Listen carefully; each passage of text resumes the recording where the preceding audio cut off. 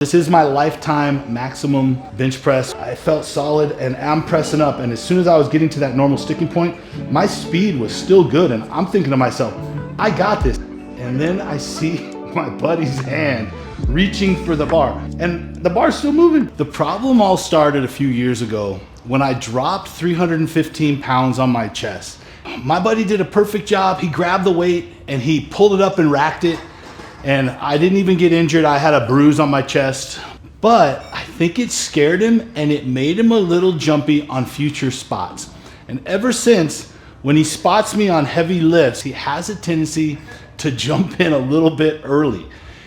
He's worried about me. So let's talk about a perfect spot.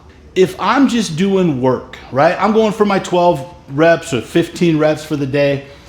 I don't care if your hands are on the bar. Really, on those kind of days, the spot doesn't matter. You're just there to help me on those last few reps and save me if something goes wrong. Then there are those spots where you're trying to set a personal best. This could be, how many reps can I get with 315? So you might be trying to get 12 reps, but you're trying to see if you can get that 12th rep on your own without any assistance.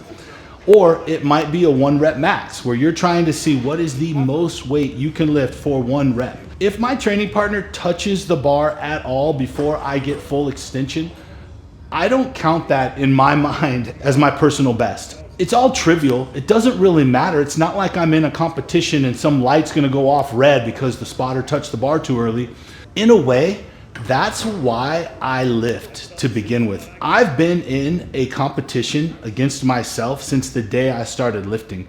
I want to achieve a goal of benching 405 pounds, and I want to know that I got it without anyone touching the bar. In my mind, I'm keeping track of my personal best, and I'm always trying to beat it. So when I'm doing a personal record, my PR, I want my spotter, I want hands back, behind your back, to not touch the bar until I come to a complete stop.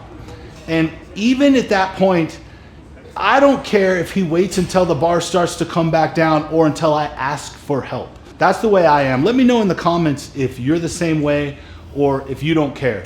The 1 rep max is the most dangerous rep you can do. You're handling a weight that you may not even be able to handle. There's a good chance that the spotter is gonna have to help you get that bar back up. And if you're on the stronger side, that could be a dangerous weight to handle. It is something that you want your spotter to take seriously. A spotter has 2 jobs and 1 thing that they can never do. The 2 jobs of the spotter are, 1, to save you in the event of catastrophic failure.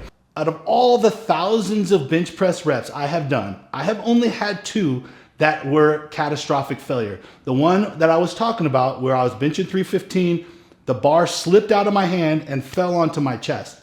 And I had one other when I was trying a 1 rep max with 405. When I pressed the bar, I pushed my elbows too low and one of the elbows kind of collapsed. I lost all strength on the right side and the bar started to come up towards my neck. And my spotter had to grab the bar, help me recenter it over my chest, and then rack it. It is very rare that you will actually have to save someone's life as a spotter. You have to mentally be prepared to do it. If it happens, you have to be ready to jump in and save that person. If you're spotting and you see the bar slip out of someone's hand, no matter how fast you are, you're not gonna catch it in midair. But you can quickly grab the bar, relieve as much weight off that bar as you can, and get it back racked. I thought I had that rep, and then all of a sudden, it was almost like this, like it just kind of like gave out a little bit, you know, it was weird. It was going down, there was no stopping it. No stopping. That was a shocker. It's nice if your spotter can deadlift the entire weight that you're trying to bench press. The second job is, and this may happen on most of the time when you're spotting, is when that lifter gets stuck. Everything's going perfect, they're pressing, and they get stuck. The bar stops moving and it may start coming down a little. Now you have to come in and apply a little bit of lift so that you're taking off 5%, maybe 3% of the weight so that the lifter can push through and rack the bar. That's it.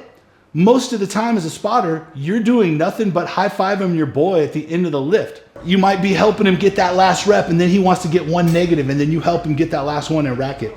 But The job of the spotter is really minimal most of the time. The one thing as a spotter that you never want to do is jump in too soon. So if the lifter is pressing the bar and you jump in as if you're gonna grab the bar before the bar has stopped moving, that could mess with the lifter's head. It could make them think that you're gonna touch it and ruin their lift, even though they've already got it. And you don't wanna break their concentration. So when I spot, I keep my hands where I can quickly grab the bar, but I keep them away enough so that they're not even in the lifter's peripheral vision. So they don't even know that I'm right there ready. But if something bad happens, I can jump in really quick and grab the bar. If somebody asks me for a spot, I always ask them, on your last rep, do you want me to wait until your bar comes to a complete stop and make you grind for it? Or do you want me to just help you rack it?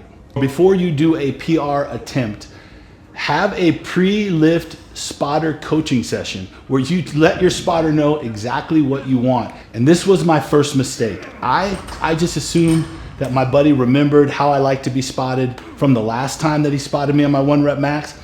But that was like 6 months ago. In the past, he will reach for the bar before I've stopped moving. It's almost like a comedy of errors where he reaches and then I'll say, don't touch it. And then he pulls his hand back and he's like, I'm not gonna touch it. He usually doesn't actually touch the bar, but it does kind of break my concentration.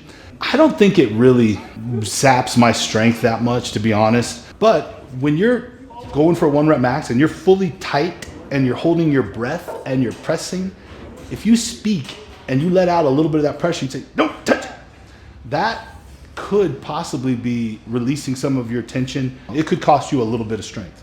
This brings us to today's lift. I haven't maxed in like 6 months. 6 months ago, I pressed 405 and got it. This is my lifetime maximum bench press weight. I've never done more than 405. During the warm-ups, I felt perfect. The weight felt just right.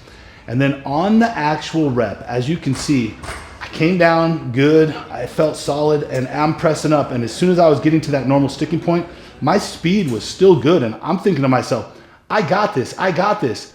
And then I see my buddy's hand reaching for the bar. And he got right on the bar. Like he was literally getting ready to grab it. And the bar's still moving. And I go, don't touch it. As soon as I said that, the bar eked to a stop. I got it, don't touch it. And he had to help me rack it. And I missed my 405 max. He felt bad. He felt like it was his fault. I told him it wasn't his fault. I didn't think. I want to own 405. I want to be strong enough to be able to press it even if everything doesn't go perfect. I still want to be able to get that rep. When I got my 405 last time, like 6 months ago, the same thing happened. He reached for the bar. I said, don't touch it. And I still got it. The truth is, I don't even know if I'd have got it if everything would have went perfect and smooth. So I just have to keep grinding. To make myself feel better, I threw on the slingshot and got 7 reps with 405 with the slingshot on. That always helps a little bit with the old ego, but that's a wrap.